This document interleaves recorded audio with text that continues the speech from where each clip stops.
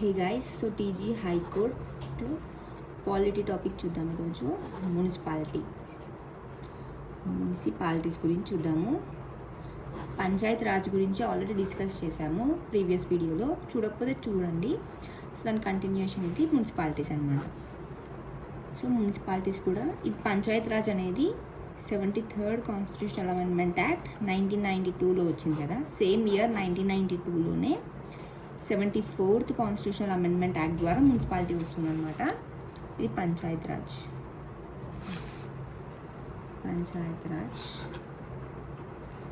ఇదేమో మున్సిపాలిటీ అనమాట. సో ఇది 73rd 74th constitutional amendment act ఫోర్స్లోకి 1993లో వచ్చింది. ఇది 9th పార్ట్లో ఉంది. ఇది 9th పార్ట్లో ఉంది. 9th ఏ పార్ట్లో ఉంది, 9Aలో. ఇది 11th స్కెడ్యూల్ ఇది 11th. ఇదేమో 12th స్కెడ్యూల్. మనం టియర్స్ ఆఫ్ ఓల్డ్ పిఎం అని చూసాం కదా, tears of old PM. So మొత్తం 12 స్కెడ్యూల్స్. సో ఇది 11th, ఇది 12th. Panchayat, municipality. So 11th schedule, ఇది 12th స్కెడ్యూల్. 243 నుండి 243 వరకు పంచాయత్ రాజ్ ఆర్టికల్స్ అనమాట. 243P నుండి 243ZQ వరకు మున్సిపాలిటీస్ గురించి ఉంటుంది.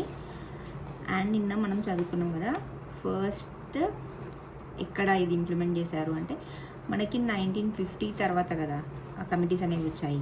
ఫస్ట్ కమిటీ ఎప్పుడు వచ్చింది? 1957లో వచ్చింది, బల్వంత్ రాయ్ మెహతా కమిటీ. ఈ బల్వంత్ రాయ్నే ఫాదర్ ఆఫ్ పంచాయత్ రాజ్ అంటారు. సో ఇతను చెప్పింది ఏంటి, 3 టైర్ సిస్టమ్ ఉండాలి అని చెప్పారు. సో దానికి విలేజ్, మండల్, ఇంకా డిస్ట్రిక్ట్ లెవెల్స్లో వచ్చాయి కదా. ఇక్కడ గ్రామ పంచాయతీ విలేజ్ లెవెల్లో, ఇక్కడ మండల్, ఇక్కడ జిల్లా పరిషత్, ఇక్కడనేమో మండల్ లెవెల్లో ఉంటుందన్నమాట పంచాయత్ సమితి. సో ఇలా 3 ఉన్నాయి కదా.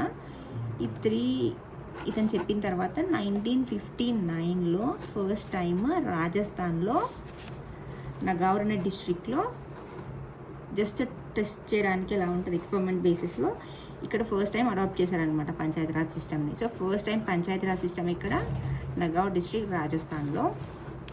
ఫస్ట్ టైం ఇది ఎక్కడ మున్సిపాలిటీస్ అనేది బ్రిటిష్ వాళ్ళ టైంలోనే.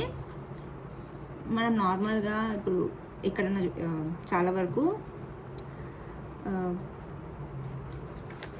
కల్కట్టాలో చూస్తాం అనమాట చాలా వరకు ఫస్ట్వి.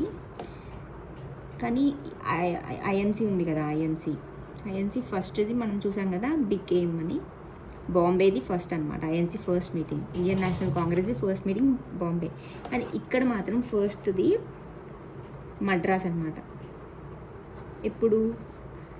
1688లో మద్రాస్లో, తర్వాత బాంబే, ఇంకా కాల్కటా. ఇది 16 కదా, ఇది 1725లో, 1726లో. సో మద్రాస్లో ఫస్ట్ అనమాట. ఫస్ట్ ఇక్కడ మద్రాస్లో అని గుర్తుపెట్టుకోండి. సెకండ్ బాంబే ఇంకా కాల్కటాలో 1726, ఇది 1688లో. సో మనం నిన్న చూసాం కదా, లార్డ్ రిప్పన్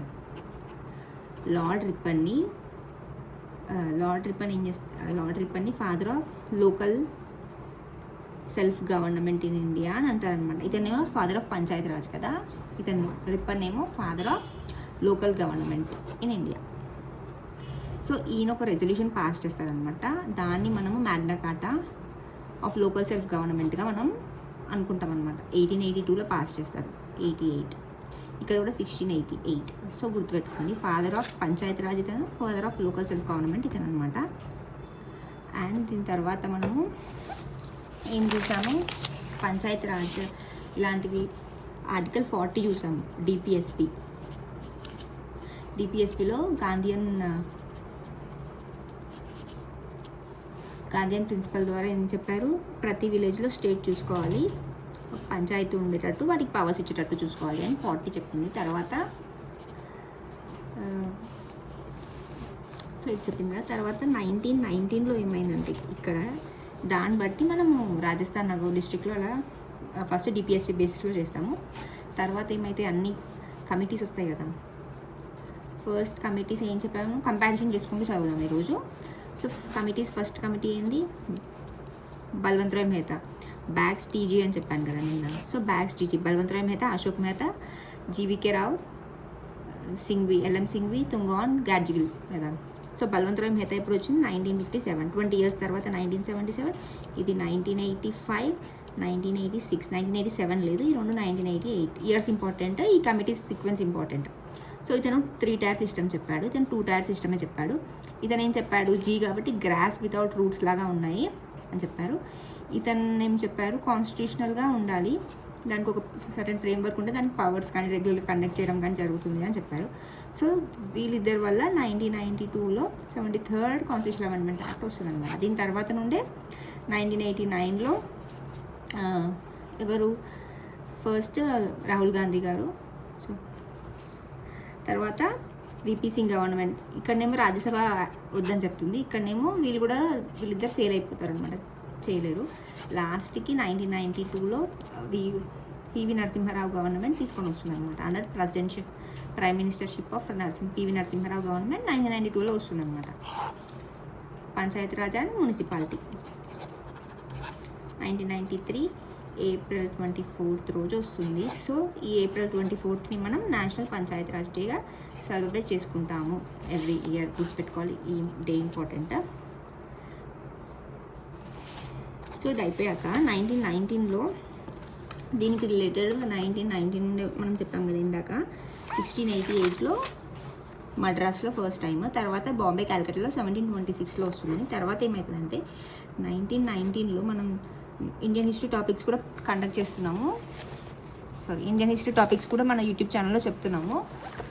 సో అందులో చూడండి, ఒకవేళ చూడకపోతే దీని గురించి ఎక్స్ప్లెయిన్ చేశాను. సో 1919లో మాంటాగ్యూ చెమ్స్ఫోర్డ్ రిఫార్మ్స్ వస్తుందన్నమాట. 1919లో ఇతను ఏం చెప్తారంటే, ఈ రిఫార్మ్స్లో ఏముంటుందంటే డయార్చీ అనేది ప్రొవిన్షియల్ లెవెల్లో ఉండాలి, ఇంకా బైకామరలిజం అనేది సెంట్రల్ లెవెల్లో ఉండాలి, ఇంకా ఉమెన్కి లిమిటెడ్ ఫ్రాంచైజ్ ఇస్తున్నారు, ఓట్ చేసేది ఇచ్చారనమాట, లిమిటెడ్ ఫ్రాంచైజ్. సో ఈ 3 అనేది ఉంటుంది. సో మనకి ఇప్పుడు ఈ డయార్చీ ప్రావిన్స్ ఇంపార్టెంట్ అనమాట ఈ టాపిక్కి. సో 1919 రిఫార్మ్స్ ప్రకారం డయార్చీ అనేది ప్రొవిన్షియల్ లెవెల్లో ఉందన్నమాట. సో డయార్చీ అంటే రిజర్వ్డ్ ఇంకా ట్రాన్స్ఫర్ 2 సబ్జెక్ట్స్ ఉంటాయన్నమాట. సో మున్సిపాలిటీస్ అనేది ట్రాన్స్ఫర్డ్ సబ్జెక్ట్స్లో ఉంటుంది. సో ఈ లోకల్ సెల్ఫ్ గవర్నమెంట్ అనేది ట్రాన్స్ఫర్ సబ్జెక్ట్లో ఉండాలన్నమాట. తర్వాత ఏమైంది అంటే, తర్వాత సైమన్ కమిషన్ వస్తుంది, మీకు గుర్తుంది, ఒకవేళ చూడకపోతే చూడండి ఇండియన్ హిస్టరీ వీడియో. 1927లో సైమన్ కమిషన్ వస్తుంది. ఈ సైమన్ కమిషన్ రిపోర్ట్ ఎప్పుడు ఇస్తుంది, 1930లో ఇస్తుంది. దీని తర్వాత రౌండ్ టేబుల్ కాన్ఫరెన్స్ 1930లో, 31లో, 32లో 3 రౌండ్ టేబుల్ కాన్ఫరెన్స్ జరుగుతాయి. దాని తర్వాత 1935లో గవర్నమెంట్ ఆఫ్ ఇండియా యాక్ట్ వస్తుందన్నమాట. సో ఈ యాక్ట్లో ఏం చెప్తారంటే, ఈ లోకల్ సెల్ఫ్ గవర్నమెంట్ని ఈ ట్రాన్స్ఫర్ లిస్ట్ నుంచి తీసేసి ప్రొవిన్షియల్ సబ్జెక్ట్గా చేశారనమాట. 1935లో local self government became provincial subject అనమాట, గుర్తుపెట్టుకోండి. సో స్టేట్స్కి పవర్ ఇచ్చేసినట్టు అనమాట లోకల్ సెల్ఫ్ గవర్నమెంట్ని చూసుకోమని. సో దీంట్లో ఏముంటుంది, దీంట్లో కూడా 3 tier సిస్టమ్, మనం ఇందాక చూసాం కదా 3 tier సిస్టమ్ ఇక్కడ అని. ఇక్కడనేమో village level, mandal level, district level 3 కదా. ఇక్కడనేమో కొన్ని ఏరియాస్ ఎలా ఉంటాయంటే, ఇప్పుడు ఇక్కడ ఇది రూరల్ కదా, ఇది అర్బన్. సో కొన్ని ఏరియాస్ రూరల్ నుండి అర్బన్కి ట్రాన్సిషన్ ఏరియా ఉంటాయన్నమాట, ట్రాన్సిషనల్ ఏరియాస్ ఉంటాయి. ఆ ఏరియాస్లో ఒక టైప్ ఆఫ్ మున్సిపాలిటీస్ ఉంటుంది. అండ్ కొన్ని అర్బన్ ఏరియాస్ చిన్నగా ఉంటాయి, కొన్ని అర్బన్ ఏరియాస్ పెద్దగా ఉంటాయి. సో ఈ 3 types ఆఫ్ మున్సిపాలిటీస్ని మనం చూస్తాము. ట్రాన్సిషనల్ ఏరియాస్లో ఉండేదాన్ని నగర్ పంచాయత్, అంటే నగర్ అంటే అర్బన్ కదా, పంచాయత్ అంటే రూరల్. సో నగర్ పంచాయత్ అంటారు దీన్ని. అండ్ చిన్న దాంట్లోనేమో కౌన్సిల్, మున్సిపల్ కౌన్సిల్ అంటారు. పెద్ద ఏరియాస్ని మున్సిపల్ కార్పొరేషన్స్ అంటారు అనమాట. సో గుర్తుపెట్టుకోండి, నగర్ పంచాయత్స్ అంటే ట్రాన్సిషనల్ ఏరియాస్ని, మున్సిపల్ కౌన్సిల్ అంటే స్మాల్ కానీ మిడిల్ కానీ మీడియం ఏరియాస్లో ఉన్నాం దాంట్లో మున్సిపల్ కౌన్సిల్ ఉంటుంది. మున్సిపల్ కార్పొరేషన్ అంటే లార్జ్ అర్బన్ ఏరియాస్లో ఉంటుంది, లార్జర్ అర్బన్ ఏరియాస్లో. దీనికి అదర్ నేమ్ కూడా ఉంది. మున్సిపల్ కౌన్సిల్కి నగర్ నిగమ్ నగర్ పాలిక అంటారు. నగర్ పాలిక ఇదేమో పెద్దది కదా, మహానగర్ అంటారు. మహానగర్ పాలిక ఆర్ నగర్ నిగమ్. ఎన్పి ఇది మహా యాడ్ చేయాలి, మహా ఎన్పి, లేకపోతే ఎన్ఎన్ నగర్ నిగమ్స్ అని అంటారు. గుర్తుపెట్టుకోండి, 3 ఉంటాయి. ఒకటి ట్రాన్సిషనల్ ఏరియాస్లో నగర్ పంచాయత్స్, ఇక్కడనేమో municipal council, municipal corporation. Corporation అంటే పెద్దది, మున్సిపల్ కౌన్సిల్ అంటే చిన్నది. మున్సిపల్ కౌన్సిల్ ఏమంటారు? నగర్ పాలిక. ఇదేమో మహానగర్ పాలిక, నగర్ నిగమ్. సో ఇది 3 టైప్స్ ఉంటాయి అన్నమాట. సో ఇవే కాకుండా ఇప్పుడు కొన్ని ఏరియాస్లో ఎలా ఉంటుందంటే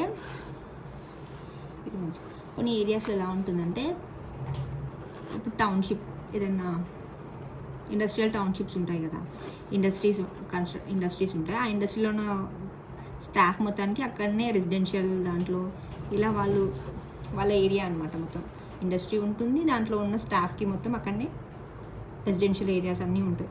సో ఇలాంటి దాన్ని దాన్ని ఇండస్ట్రియల్ టౌన్షిప్గా గవర్నర్ ఎవరు డిక్లేర్ చేయాలి? గుర్తుపెట్టుకోండి, గవర్నర్ డిక్లేర్ చేయాలి. దీన్ని ఇండస్ట్రియల్ టౌన్షిప్గా ఎవరు డిక్లేర్ చేస్తారు అంటే ఇది స్టేట్ లెవెల్ కాబట్టి గవర్నర్ డిక్లేర్ చేయాలి. ఇంకా ఈ మొత్తం దాన్ని వార్డ్స్గా డివైడ్ చేయాలన్నమాట. వార్డ్స్గా డివైడ్ చేసి అందులో ఇందులో వార్డులో మెంబర్స్ని ఎలక్ట్ చేయాలన్నమాట. ఎలక్షన్ ద్వారా డైరెక్ట్ ఎలక్షన్ ద్వారా ఎన్నుకోవాలి. ఇంకా దీనికి చైర్మన్స్ ఉంటారు కదా, ఆ చైర్మన్స్ ఎలక్షన్ ప్రాసెస్ అనేది స్టేట్ లెజిస్లేచర్ చెప్పాలి. సిమిలర్గా మనం నిన్న చూసాం పంచాయతీలో కూడా, గ్రామ పంచాయతీ ఉంటుంది కదా, గ్రామ పంచాయత్ విలేజ్ లెవెల్లో, మండల్ లెవెల్లో, డిస్ట్రిక్ట్ లెవెల్లో కదా. సో గ్రామ పంచాయత్లో నార్మల్గా ఈ 3లో మెంబర్స్ని అయితే డైరెక్ట్ ఎలక్షన్ ఉంటుంది, కానీ చైర్మన్స్ ఉంటారు కదా, ఈ 2కి చైర్మన్స్కి అయితే ఎవరైతే మెంబర్స్ ఎన్నుకుంటారో ఆ ఎన్నుకున్న వాళ్ళని ఇండైరెక్ట్ ఎలక్షన్ ద్వారా చైర్మన్, అందులోనే ఒకరిని ఇండైరెక్ట్ ఎలక్షన్ ద్వారా చైర్మన్గా ఉంటుంది. అదే ఈ గ్రామ పంచాయతీలో చైర్మన్ ఎలా అంటే చైర్పర్సన్ ఎలక్షన్ ఎలా ఉండాలి అంటే స్టేట్ లెజిస్లేచర్ డిసైడ్ చేయాలన్నమాట. సో గ్రామ పంచాయతీలో చైర్మన్ది ఎలా ఉండాలి, ప్రాసెస్ ఎలా, మేనర్ ఎలా ఉండే ఎలక్షన్ అనేది స్టేట్ లెజిస్లేచర్ డిసైడ్ చేస్తారు అనమాట. సో ఇక్కడ వార్డ్ మెంబర్స్ది డైరెక్ట్ ఎలక్షన్ ఉంటుంది, కానీ చైర్మన్ది మాత్రం స్టేట్ లెజిస్లేచర్ చెప్పాలి. ఈ ఇండస్ట్రియల్ టౌన్షిప్ అని డిక్లేర్ చేసేది ఎవరు అంటే గవర్నర్ డిక్లేర్ చేయాలన్నమాట. సో ఇది వార్డ్ కమిటీస్ ఉంటాయన్నమాట. ఇక్కడ చాలా different types of ward committees కూడా ఉంటాయి, ఇంకా డిఫరెంట్ కమిటీస్ కూడా ఉంటాయి ఇక్కడ మున్సిపాలిటీస్లో. చూద్దాము. సో ఈ వార్డ్ కమిటీస్ అనేవి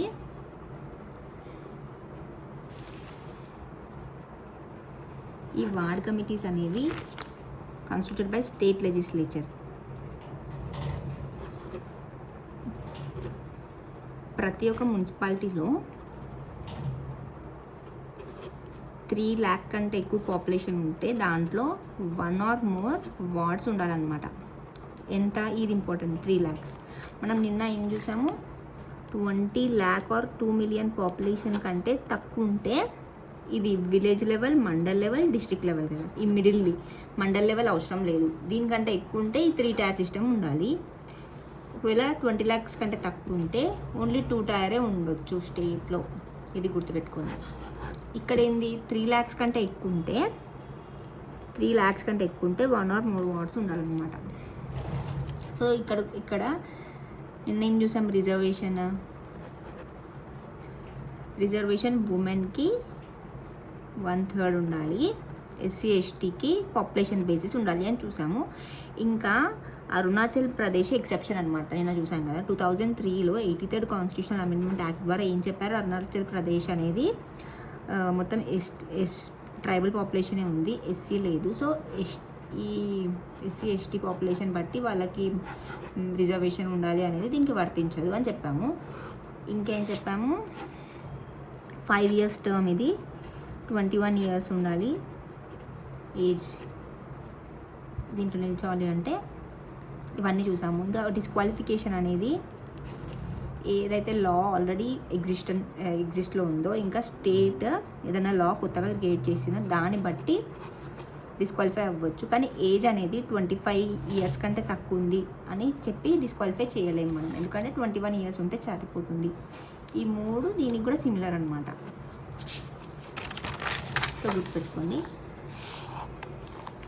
నిన్న ఏరియాస్ ఏవేవి ఎగ్జామ్షన్ అని చూసాం కదా, ఏవేవి ఇక్కడ పంచాయతీరాజ్లో, ఇది మున్సిపాలిటీ. పంచాయతీరాజ్లో ఏమేమి చూసాము, నాగాల్యాండ్, మేఘాలయ, మిజోరం. దీంతో పాటు ఇంకా వేరే ఏరియాస్ ఏది 5th షెడ్యూల్లో 10 స్టేట్స్ ఏవి, తెలంగాణ, మహారాష్ట్ర, ఏపీ, ఈ 3, గుజరాత్, రాజస్థాన్, ఇవి పక్క పక్కన ఉంటాయి. ఇంకా మధ్యప్రదేశ్, ఛత్తీస్గఢ్, ఒడిస్సా, జార్ఖండ్, ఈ 4. ఇంకా హిమాచల్ ప్రదేశ్ 4, 5, 6, 7, 8, 9, 10. మొత్తం ఈ 10 స్టేట్స్. ఇంకా 6th షెడ్యూల్లో ఉన్న 4 స్టేట్స్లోని 10 ఏరియాస్. ఇవన్నీ ఎగ్జామ్షన్ అన్నమాట.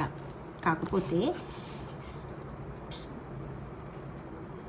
పార్లమెంట్ మోడిఫికేషన్స్ చేయవచ్చు అనమాట. వీటిలో కూడా మోడిఫికేషన్స్ చేసి వీటిలో కూడా ఏమన్నా ఈ పిఆర్ఏ సిస్టమ్ని ఇంక్లూడ్ చేయవచ్చు అనమాట. సో దీని ద్వారా పెసా యాక్ట్ 1996 వస్తుంది. ఈ 10 స్టేట్స్ ఏవైతే ఉన్నాయో 5th షెడ్యూల్లోని 10 స్టేట్స్కి కూడా ఈ పిఆర్ఏ సిస్టమ్ అనేది సేమ్ ఇట్లా గ్రామ పంచాయతీ అనేది దీంట్లో కూడా ఉందన్నమాట.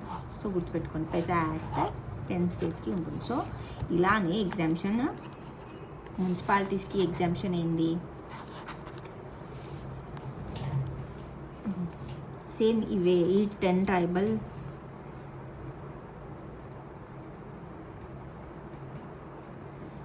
ఇది ఇంకా ఇది 5th షెడ్యూల్ది 6th షెడ్యూల్ది, ఈ 2 ఎగ్జామ్షన్ అనమాట ఇక్కడ. సో ఇది దీంట్లో కమిటీస్ ఉంటాయన్నమాట. ఈ మున్సిపాలిటీలో కమిటీస్ ఉంటాయి, చాలా డిఫరెంట్ టైప్స్ కమిటీస్ ఉంటాయి. చూద్దాము. ఒకటి ఏంటంటే డిస్ట్రిక్ట్ ప్లానింగ్ కమిటీ, డిపిసి. ఈ డిస్ట్రిక్ట్ ప్లానింగ్ కమిటీ ఉంటుంది. ఇంకొకటి ఏముంటుందంటే మెట్రోపాలిటన్ ప్లానింగ్ కమిటీ ఉంటుంది. సో ఈ 2 ఏంటంటే, ఈ డిస్ట్రిక్ట్ ప్లానింగ్ కమిటీలో ఏమవుతుందంటే డిస్ట్రిక్ట్ లెవెల్లో ఉంటుంది. ఇందులో 4/5 ఆఫ్ ది మెంబర్స్ అనమాట. అంటే మొత్తంలో 4/5 ఆఫ్ ది మెంబర్స్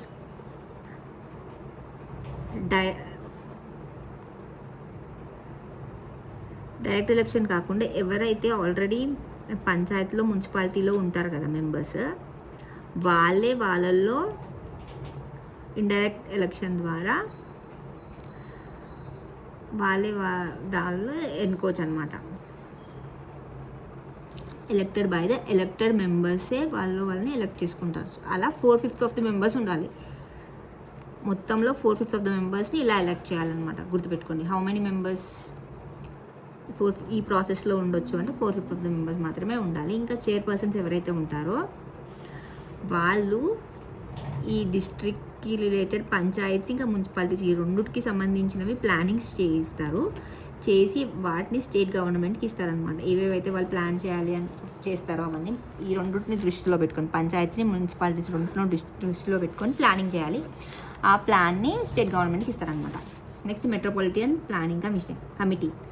ఇది సేమ్ మెట్రోపాలిటన్ ఏరియాలో ఉంటుంది. మెట్రోపాలిటన్ ఏరియా అంటే 10 lakhs కంటే ఎక్కువ. ఇందాక మనం ఏం చూసాం, 3 lakhs కంటే ఎక్కువ ఉంటే 1 or more వార్డ్స్ ఉండాలి అని చూసాం కదా. ఇక్కడనేమో 10 lakhs కంటే ఎక్కువ ఉంటే దాన్ని మెట్రోపాలిటన్ పాపులేషన్, ఇది దాన్ని మెట్రోపాలిటన్ ఏరియా అంటారు.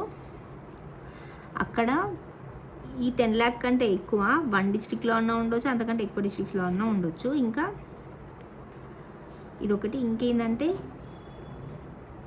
ఇక్కడ 1 కానీ అంతకంటే ఎక్కువ కానీ మున్సిపాలిటీస్ కానీ పంచాయతీస్ కానీ ఉండొచ్చు. ఆ ఏరియా దాన్ని మెట్రోపాలిటన్ ఏరియా అంటాము. సో అలాంటి ఏరియాస్లో ఇందాకనేమో 4/5 మెంబర్స్ని ఎలక్టెడ్ మెంబర్స్ ఎలక్ట్ చేసుకుంటారు వాళ్ళని చూసాం కదా. ఇక్కడనేమో 2/3 మెంబర్స్ని ఇలా మున్సిపాలిటీస్ ఉంటాయి కదా, ఇక్కడనేమో both from panchayats and municipalities. ఇక్కడ మెట్రోపాలిటన్ అంటే మొత్తం అర్బన్ ఏరియా కదా, మెట్రోపాలిటన్ అంటే అర్బన్ ఏరియా కదా. సో ఇక్కడ మున్సిపాలిటీస్లోనే వాళ్ళ ఎలక్టెడ్ మెంబర్స్లోనే 2/3 మెంబర్స్ని వాళ్ళు ఎలక్ట్ చేసుకుంటారనమాట. సో ఈ మెట్రోపాలిటన్ ప్లానింగ్ కమిటీలో ఇలా ఉంటారనమాట.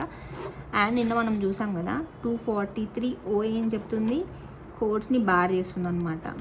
ఎలక్షన్ డిస్ప్యూట్స్ ఏమేమైతే ఉంటాయో అవన్నీ ఇన్వాల్వ్ అవ్వద్దు అన్లెస్ స్టేట్ పెటిషన్స్ అలా పెడితే అప్పుడు చూసుకోవాలి. సో ఇక్కడ కూడా అలానే కోర్ట్స్ని బార్ చేస్తున్నాం అంటే ఇన్వాల్వ్ అవ్వద్దు కోర్ట్స్ ఎలక్టోరల్ మ్యాటర్స్లో అని చెప్పారనమాట. అండ్ ఇంకా కొన్ని కమిటీస్ ఉన్నాయి ఇక్కడ. ఏవి అంటే నోటిఫైడ్ ఏరియా కమిటీ అని. నోటిఫైడ్ ఏరియా కమిటీ అంటే ఏంటంటే ఇవి ఎందుకు అంటే టూ టైప్స్ ఆఫ్ ఏరియాస్కి రిలేటెడ్ అనమాట. ఒకటి ఏంటంటే చాలా ఫాస్ట్గా డెవలప్ అయిపోయి ఇండస్ట్రియలైజేషన్ అవుతున్న ఏరియా. ఇంకొకటి ఏంటంటే దానికి అంత నెసరీ కండిషన్స్ లేవన్నమాట. మున్సిపాలిటీ నాట్ యెట్ ఫుల్ఫిల్ చేయలేకపోతుంది ఇంకా మున్సిపాలిటీ అవ్వడానికి. సో ఇలాంటి 2 ఏరియాస్ని ఇంకా మున్సిపాలిటీగా అవ్వలేదు, ఫాస్ట్గా డెవలప్ అయిపోయి ఇండస్ట్రియలైజేషన్ అవుతుంది. సో ఇలాంటి 2 ఏరియాస్ని చూసుకోవడానికి అడ్మినిస్ట్రేషన్ చేయడానికి నోటిఫైడ్ ఏరియా కమిటీస్ అనేవి ఉంటాయన్నమాట. ఇదనేది ఫంక్షన్. ఇది స్టేట్ మున్సిపల్ యాక్ట్ కిందనే ఫంక్షన్ చేసినప్పటికీ ఇవి ఏవైతే వాళ్ళు గజెట్ ఉంటుంది కదా, గవర్నమెంట్ గజెట్లో ఏవైతే వాళ్ళు క్రియేట్ చేశారో అవి మాత్రమే వీటికి అప్లై అవుతుంది అనమాట. గుర్తుపెట్టుకోండి. ఇందులో మనం ఏం చూసాము, 2/3 మెంబర్స్ వాళ్ళు ఎలక్ట్ చేసుకుంటారు. ఇక్కడేమో 4/5 ఆఫ్ ద మెంబర్స్. ఇక్కడ ఏంటంటే నోటిఫైడ్ దాంట్లో ఎట్లా ఉంటుందంటే మొత్తం ఎంటైర్లీ నామినేటెడ్ అయ్యింది. ఎవరు ఎలక్ట్ అవ్వరు, మొత్తం నామినేటెడ్. ఇంకొకటి ఏముంటుందంటే టౌన్ ఏరియా కమిటీస్ ఉంటాయి అన్నమాట. అంటే స్మాల్ టౌన్స్ ఉంటాయి కదా, అలాంటి ఏరియాస్లో చిన్న టౌన్స్లో వాటిని అడ్మినిస్ట్రేట్ చేయడానికి ఇలాంటి టౌన్ ఏరియా కమిటీస్ని పెడతారనమాట. ఇందులో ఎలా ఉంటుందంటే ఇందాక మనం చూసాం కదా నోటిఫైడ్ ఏరియాలో మొత్తం నామినేటెడ్ ఉంటాయి. ఇందులో 3 టైప్స్ ఉంటుంది. మొత్తం నామినేటెడ్ అన్నా ఉండొచ్చు, మొత్తం ఎలక్టెడ్ అన్నా ఉండొచ్చు, లేకపోతే పార్ట్లీ నామినేటెడ్ పార్ట్లీ ఎలక్టెడ్గా కూడా ఉండొచ్చు. ఎలా అయినా ఉండొచ్చు అనమాట. స్మాల్ టౌన్స్ గురించి ఎలా అయినా ఉండొచ్చు. తర్వాత కంటోన్మెంట్ బోర్డ్ మనకు తెలుసు కదా, మిలిటరీ వాళ్ళు ఎలా కంటోన్మెంట్ బోర్డ్స్లో ఉంటారు, సివిలియన్స్ అందరూ. సో ఇలాంటి కంటోన్మెంట్ బోర్డ్స్లో ఇవి ఏ యాక్ట్ ద్వారా ఉంటుందంటే 2006 యాక్ట్ ద్వారా, కంటోన్మెంట్ యాక్ట్ ఆఫ్ 2006. ఇది సెంట్రల్ గవర్నమెంట్ యాక్ట్ అనమాట. ఇది మనం ఇందాక చెప్పడం మర్చిపోయా, ఈ మున్సిపాలిటీస్ అనేవి 3 మినిస్ట్రీస్ ద్వారా ఉంటుంది. 3 మినిస్ట్రీస్ ఇన్వాల్వ్ అయి ఉంటుంది. ఒకటి ఏంటంటే ministry of home and urban affairs, ministry of defence. అది మినిస్ట్రీ ఆఫ్ డిఫెన్స్ అనేది కంటోన్మెంట్ బోర్డ్ చూసుకుంటుంది. ఇంకొకటి మినిస్ట్రీ ఆఫ్ హోమ్ అఫైర్స్,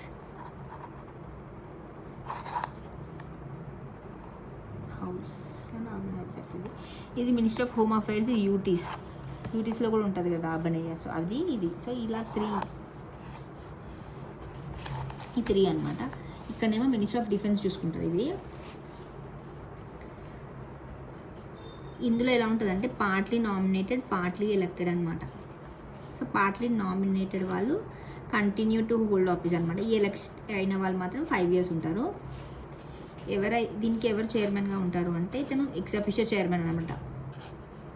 ఎవరైతే మిలిటరీ ఆఫీసర్ కమాండింగ్ స్టేషన్కి ఉంటారో అతనే ఎక్స్ అఫీషియో చైర్మన్ అవుతారు. ఇంకా వైస్ ప్రెసిడెంట్ ఎవరు ఉంటారు అంటే ఈ ఎలక్టెడ్ మెంబర్స్ ఉంటారు కదా, ఎలక్ట్ అయిన వాళ్ళు ఉంటారు కదా, వాళ్ళు అందులో ఒకరిని ఎలక్ట్ చేసుకుంటారు వాళ్ళే. అతను కూడా 5 years పాటు ఉంటారు. ఓన్లీ ఎలక్టెడ్ వాళ్ళు, గుర్తుపెట్టుకోండి. ఎలక్ట్ అయిన వాళ్ళు మాత్రమే, ఎలక్ట్ అయిన మెంబర్స్లో నుంచి ఒకరిని ఎలక్ట్ చేసి వైస్ ప్రెసిడెంట్ పెడతారు. ఇక్కడ మిలిటరీ ఆఫీసర్ కమాండింగ్ స్టేషన్ అతను ఎక్స్ అఫీషియో చైర్మన్ అవుతారు. సో ఇవి గుర్తుపెట్టుకొని ఇవి ఇంపార్టెంట్. ఇంకా ప్రెసిడెంట్ ఆఫ్ ఇండియా అపాయింట్ చేస్తారనమాట ఎగ్జిక్యూటివ్ ఆఫీసర్ని. గుర్తుపెట్టుకోండి, ఈ ఎగ్జిక్యూటివ్ ఆఫీసర్ ఆఫ్ కంటోన్మెంట్ బోర్డ్కి ఒక అతనే చూసుకుంటాడు అనమాట. ఎగ్జిక్యూటివ్ అంటే అంతా ఇంప్లిమెంట్ చేయడం కదా, ఏవైతే చేస్తారో వాళ్ళు రిజల్యూషన్స్ అవన్నీ ఇంప్లిమెంట్ చేస్తారనమాట. సో ఇతను అన్నీ ఇంప్లిమెంట్ చేస్తారు, resolutions and decisions of the board. ఎవరు ఇంప్లిమెంట్ చేస్తారు అంటే ఎగ్జిక్యూటివ్ ఆఫీసర్, గుర్తుపెట్టుకోండి. ఇంకా టౌన్షిప్స్, ఇందాక ఇండస్ట్రియల్ టౌన్షిప్స్ చూసాం కదా, ఇప్పుడు నార్మల్ టౌన్షిప్స్ ఉంటాయి కదా, దాంట్లో ఒక లార్జ్ పబ్లిక్ ఎంటర్ప్రైజెస్ ఉంటాయి కదా, గవర్నమెంట్ ఎంటర్ప్రైజెస్. స్టాఫ్ అందరు ఇక్కడ ఉంటారు, గవర్నమెంట్కి రిలేటెడ్ ఇది. సో దాంట్లో ఇక్కడ ఎవరు ఎలక్టెడ్ మెంబర్స్ ఉండరు, ఇక్కడ ఎవరు ఎలక్టెడ్ మెంబర్ ఉండరు.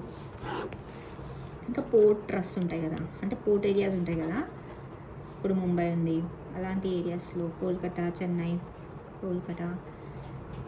ఇలాంటి ఏరియాస్లో ఏమవుతుందంటే స్టాఫ్ అందరు అక్కడ ఉంటారు కదా, ఇది సివిక్ కమ్యూనిటీస్ అవన్నీ ప్రొవైడ్ చేస్తారు.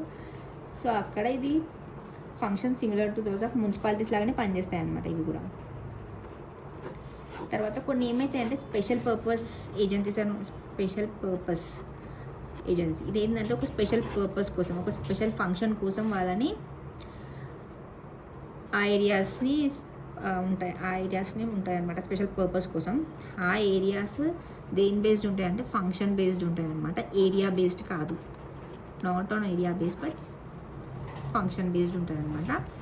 ఇవి ఒక స్టాట్యూటరీ బాడీస్, అంటే దీనికంటూ ఒక పవర్స్ రావడానికి ఇది స్టాట్యూటరీ బాడీస్ అనమాట. సో ఇది అండర్ మున్సిపాలిటీకి సబార్డినేట్గా పనిచేయవన్నమాట. ఇవి ఇండిపెండెంట్ బాడీస్ అనమాట. అదంతవరకు అవి దానికి ఇచ్చిన పవర్తోని దానికి ఇచ్చిన ఫంక్షన్ చేసేస్తాయి అనమాట, వాళ్ళకి ఇచ్చిన డెసిగ్నేటెడ్ యాక్టివిటీస్ అన్నీ చేసేస్తాయి అనమాట. It is not subordinate agencies of local municipal bodies అనమాట. సో నెక్స్ట్ ఏంటంటే మున్సిపల్ కార్పొరేషన్లో మూడు ఉంటాయి అన్నమాట. ఒకటి కౌన్సిల్ ఉంటుంది, ఇంకొకటి స్టాండింగ్ కమిటీ ఉంటుంది, ఇంకా కమిషనర్ ఉంటారు. సో ఈ కౌన్సిల్కి హెడ్ ఎవరు ఉంటే మేయర్ అనమాట. ఈ కమిషనర్ ఏమో ఇతను ఐఏఎస్ ఆఫీసర్ ఉంటారు, స్టేట్ గవర్నమెంట్ అపాయింట్ చేస్తుంది, ఎందుకంటే స్టేట్ లెవెల్ కాబట్టి స్టేట్ గవర్నమెంటే అపాయింట్ చేస్తుంది ఇతన్ని. ఐఏఎస్ ఆఫీసర్ ఉంటారు. ఇతను chief head of municipal corporation, అంటే ఇతను మనం ప్రెసిడెంట్ ప్రైమ్ మినిస్టర్ లాగా, ఇతనేమో ప్రెసిడెంట్ లాగా, ఇతనేమో ప్రైమ్ మినిస్టర్ లాగా, ఇతనేమో ప్రెసిడెంట్ లాగా. మేయర్ అనే ఇతను ప్రెసిడెంట్ లాగా అనమాట, అంటే ఇతను నామినల్ హెడ్, ఇతను రియల్ హెడ్ లాగా అనమాట కమిషనర్. సో ఇలా అనమాట. ఇతను మీటింగ్స్ ఏమైనా జరిగితే ఎవరు కూర్చుంటారు, ఎవరు ప్రిసైడ్ చేస్తారు, ప్రెసిడెంట్ కదా, అలానే ఇక్కడ మేయర్ అనమాట. మీటింగ్స్ అప్పుడు మున్సిపల్ కార్పొరేషన్లో ఎవరు ప్రిసైడ్ చేస్తారు అంటే మేయర్, కానీ చీఫ్ ఎవరు అంటే chief head of municipal corporation ఎవరు అంటే ఇక్కడ అనమాట.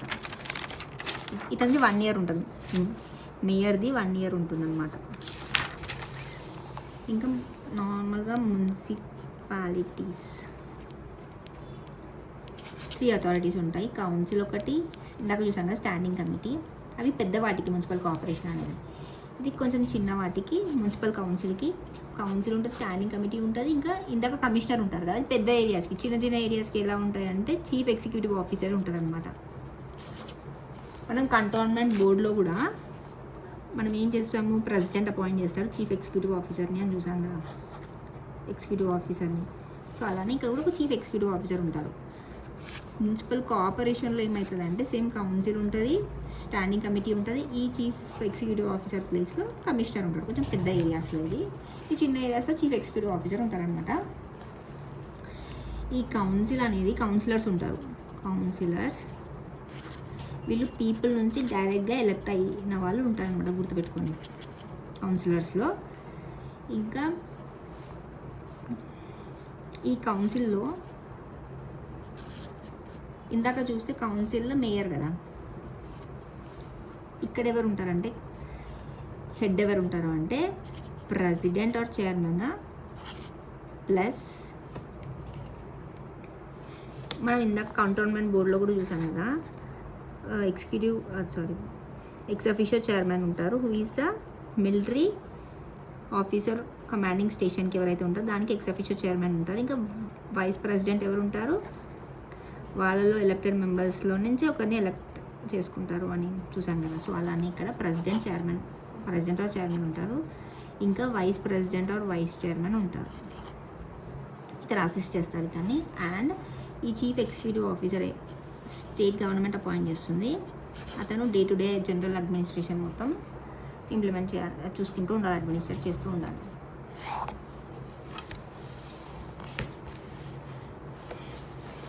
సో ఒక్కసారి మళ్ళీ చూద్దాము.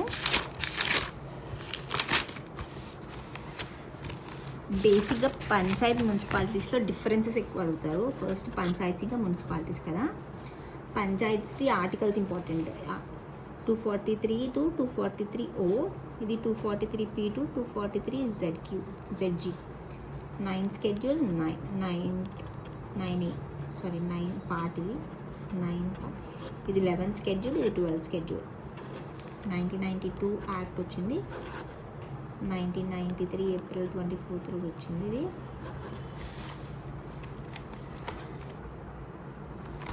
ఇంకా ఇది ఫస్ట్ ఎక్కడ రాజస్థాన్ నగౌర్ డిస్ట్రిక్ట్లో, ఇది మద్రాస్లో, ఇది బాంబే కాల్కటా. ఫాదర్ ఆఫ్ పంచాయతీరాజ్ ఏమో Balwant Rai Mehta, father of local self government Ripon. ఇది 1919లో రిఫార్మ్స్ వస్తాయి, దాన్ని బట్టి డయార్చీ వస్తుంది కదా ప్రొవిన్షియల్ లెవెల్లో. అప్పుడు ఇది ట్రాన్స్ఫర్ లిస్ట్లో ఉంటుంది అనమాట సెల్ఫ్ గవర్నమెంట్ అనేది. తర్వాత 1935 గవర్నమెంట్ ఆఫ్ ఇండియా యాక్ట్ ద్వారా దాన్ని ప్రొవిన్షియల్ సబ్జెక్ట్గా చేశారు. సో ఇక్కడ కూడా 3 టైర్ సిస్టమ్ ఉంటుంది: Nagar Panchayat, municipal council, municipal corporation. దీన్ని నగర్ పాలిక అని కూడా అంటారు, దీన్ని మహానగర్ పాలిక ఆర్ నగర్ నిగమ్స్ అని అంటారు. సో ఇక్కడ వార్డ్స్ ఉంటాయి. ఒకవేళ 3 lakhs కంటే ఎక్కువ ఉంటే పాపులేషన్, దాంట్లో 1 or more వార్డ్స్ ఉండాలి. ఇక్కడ కూడా ఎగ్జామ్షన్ ఉందన్నమాట, 5th schedule 6th schedule exemption ఇక్కడ. ఇంకా మున్సిపాలిటీస్లో డిస్ట్రిక్ట్ ప్లానింగ్ కమిటీస్లో 4/5 ఆఫ్ ద మెంబర్స్ మాత్రం ఎలక్ట్ అవుతారు, మిగతా వాళ్ళు నామినేట్ ఉంటారు. ఇక్కడేమో 2/3 of the members notified metropolitan planning కమిటీస్లో 2/3 మెంబర్స్ మెంబర్స్లో నుంచి ఒకరిని ఎలక్ట్ చేసుకుంటారు, మిగతా వాళ్ళు నామినేటెడ్ వాళ్ళు ఉంటారు. అదే నోటిఫైడ్ ఏరియాస్ ఉంటాయి కదా, ఈ నోటిఫైడ్ ఏరియాస్లో మొత్తం నామినేటెడే ఉంటారు అనమాట. నోటిఫైడ్ ఏరియాస్లో ఈ టూ ఏరియాస్ అడ్మినిస్ట్రేట్ చేస్తుంది. ఒకటి ఏంటంటే ఫాస్ట్గా డెవలప్ అవుతున్నాయి, ఇండస్ట్రియలైజేషన్ అవుతున్న ఏరియాస్. ఇంకొకటి ఏంటంటే అన్ని ఫెసిలిటీస్ లేవు ఇంకా మున్సిపాలిటీ అవ్వడానికి. అలాంటి 2 ఏరియాస్ని చూసుకోవడానికి నోటిఫైడ్ ఏరియా కమిటీస్. సో అడుగుతారు ఏంటంటే ఇలాంటి 2 ఏరియాస్ని చూసుకోవడానికి ఏది నోటిఫైడ్ ఏరియా కమిటీస్ ఉంటాయి. ఏదైతే గజెట్లో ఉంటుందో అవి మాత్రమే దీనికి అప్లికేబుల్ ఉంటాయి. టౌన్ ఏరియా కమిటీస్ ఉంటాయి, చిన్న టౌన్ ఏరియాస్ కోసం. ఇది ఎలా అయినా ఉండొచ్చు, మొత్తం నామినేటెడ్ అన్నా ఉండొచ్చు, మొత్తం ఎలక్టెడ్ అన్నా ఉండొచ్చు, పార్ట్లీ నామినేటెడ్ పార్ట్లీ ఎలక్టెడ్గా కూడా ఉండొచ్చు అనమాట. ఇందాక టౌన్ అయితే మొత్తం నామినేటెడ్ కదా. ఇది కంటోన్మెంట్ బోర్డులో ఎలా ఉంటుందంటే, ఇది యాక్ట్ 2006లో వచ్చింది, కంటోన్మెంట్ యాక్ట్, సెంట్రల్ గవర్నమెంట్ది. ఇందులో నామినేటెడ్ వాళ్ళు ఉంటారు, ఎలక్టెడ్ వాళ్ళు ఉంటారు. నామినేటెడ్ వాళ్ళేమో మొత్తం కంటిన్యూ చేయవచ్చు, ఇది ఎలక్టెడ్ వాళ్ళు 5 years అనమాట. దీనికి చైర్మన్, ఎక్స్ అఫీషియల్ చైర్మన్ ఎవరు అంటే మిలిటరీ ఆఫీసర్ కమాండింగ్ స్టేషన్కి ఎవరైతే ఉంటారో అతనే ఎక్స్ అఫీషియల్ చైర్మన్ అవుతారు. వైస్ ప్రెసిడెంట్ ఎవరు అంటే ఎలక్టెడ్ మెంబర్స్లో నుంచి ఒకరిని వాళ్ళే ఎలక్ట్ చేసుకుంటారు. సో 5 years పాటు ఉంటాడు ఇతను. ఇంకా ప్రెసిడెంట్ ఏం చేస్తారంటే ఎగ్జిక్యూటివ్ ఆఫీసర్ని అపాయింట్ చేస్తాడు, ఆయన అడ్మినిస్ట్రేట్ చేస్తుంటారు అనమాట. 3 ministries ఉంటాయి ఇందులో. ఒకటి మినిస్ట్రీ ఆఫ్ HUA, ఇక్కడ డిఫెన్స్, ఇంకా హోమ్ అఫేర్స్. టౌన్షిప్ ఏరియాస్లో అసలు ఎవరు ఉండరు ఎలక్ట్ అయిన వాళ్ళు. ఇక్కడ పోర్ట్ ఏరియాస్లో కూడా సేమ్ మున్సిపాలిటీస్ లాగానే ఉంటుంది, ఆ ఏరియాలో స్టాఫ్ అందరూ అక్కడే ఉంటారు. సో అలాంటి పోర్ట్రస్ ఏరియాస్ అంటారు. స్పెషల్ పర్పస్ క్వశ్చన్ చేసినవి ఫంక్షన్ బేస్డ్ ఉంటాయి, not on area based. Statutory bodies, వీటికి పవర్స్ ఉంటాయి, ఇండిపెండెంట్గా వర్క్ చేస్తుంటాయి. ఒక మున్సిపల్ కార్పొరేషన్లో కౌన్సిల్, స్టాండింగ్ కమిటీ, కమిషనర్ ఉంటారు. అదే నార్మల్ మున్సిపాలిటీస్లో అయితే కమిషనర్ ప్లేస్లో చీఫ్ ఎగ్జిక్యూటివ్ ఆఫీసర్స్ ఉంటారు. ఇతను రియల్ పవర్ ఉంటుంది, ఇతనేమో జస్ట్ ఇలా ప్రెసిడెంట్ లాగా అనమాట. నామినల్ హెడ్, ఇతను రియల్ హెడ్. ఇతను IAS ఆఫీసర్ ఉంటారు. అండ్ ఇక్కడ కౌన్సిలర్స్ ఉంటారు. ఇక్కడ మేయర్కి 1 year మాత్రమే ఉంటుంది, మేయర్ 1 year మాత్రమే ఉంటారు. ఇంకా మున్సిపాలిటీస్లో కౌన్సిల్, స్టాండింగ్ కమిటీ, ఇక్కడ చీఫ్ ఎగ్జిక్యూటివ్ ఆఫీసర్, కౌన్సిలర్స్ ఉంటారు. వాళ్ళు ఏంటంటే మెంబర్స్, ఎలక్ట్ అయిన మెంబర్స్ని వాళ్ళే ఎలక్ట్ చేసుకుంటారు.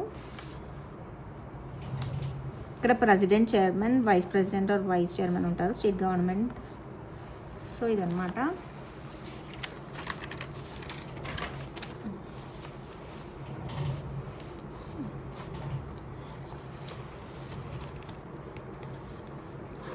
నిన్న చూసాం కదా 243 ఏమో డెఫినేషన్ చెప్తుంది, 243O ఏం 243 ABCD ఏం చెప్తుంది, గ్రామ పంచాయత్ గురించి చెప్తుంది, గ్రామ సభ గురించి చెప్తుంది. గ్రామ సభ అంటే ఎవరైతే ఉంటారో ఎలక్టోరల్ రూల్స్లో అందరు మెంబర్స్ దీంట్లో మెంబర్స్ అవుతారు ఆ విలేజ్లో. B ఏమో 3 టైర్ సిస్టమ్ అని చెప్పాను కదా. C ఏమో కంపోజిషన్. D ఏమో ఉమెన్కి SC ST రిజర్వేషన్ గురించి చెప్తుంది, ఉమెన్ 1/3 ఇలాంటివి చెప్తుంది. ఇంకా E ఏం చెప్తుంది అంటే 5 years పాటు వాళ్ళ టర్మ్ గురించి చెప్తుంది. జీ ఏమో వాటికి పవర్స్, ఐ ఏమో ఫైనాన్స్ కమిషన్, కే ఏమో ఎలక్షన్ గురించి చెప్తుంది, ఓ ఏమో కోర్ట్స్ని బార్ చేస్తుంది, ఎలక్టరల్ డిస్ప్యూట్స్ ఏవైతే ఉంటాయి దీనికి ఇన్వాల్వ్ అవ్వద్దు అని, అందులో స్టేట్ పిటిషన్ పెడితే తప్ప. ఇది 243 ఏం చెప్తుందంటే పాపులేషన్, ఇక్కడ 3 టైర్ సిస్టంలోనే 20 lakhs కంటే తక్కువ ఉంటే మిడిల్ మండల్లో వద్దు అని చెప్తుంది కదా. ఇక్కడ ఎస్ పాపులేషన్ ఒకవేళ 3 lakhs కంటే ఎక్కువ ఉంటే వార్డ్ కమిటీస్ ఉండాలి, 1 or more వార్డ్ కమిటీస్ ఉండాలి అని చెప్తుంది. 243 అనమాట. 243 చూసాం కదా ఫైనాన్స్ కమిషన్. 243 ఇక్కడ 243 లాస్ట్ ఏంది జెడ్జీ కదా. జెడ్జీ ఏం చెప్తుందంటే కోర్ట్స్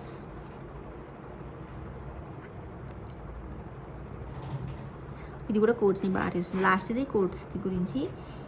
ఇంకా 243 ZD ఏం చెప్తుందంటే ఇక్కడ ఐ కదా, ఇక్కడనేమో 243Y, ఇక్కడ ఐ ఇక్కడ వై, ఇక్కడ చదువుకున్నాం, ఇక్కడేమో IY అని గుర్తుపెట్టుకోండి, IY. 243 ఏమో finance commission municipalities related. 243 ZD ఏం చెప్తుందంటే డిస్ట్రిక్ట్ ప్లానింగ్ కమిటీ గురించి చెప్తుంది. 243 ZD district, IY district planning committee. ఇక్కడ ఎస్ అనమాట, ఎస్ ఏమో పాపులేషన్ గురించి చెప్తుంది 3. ఇది బి కదా, ఇక్కడనేమో ఎస్, ఇట్లా అయితే ఎస్ కూడా అవుతుంది.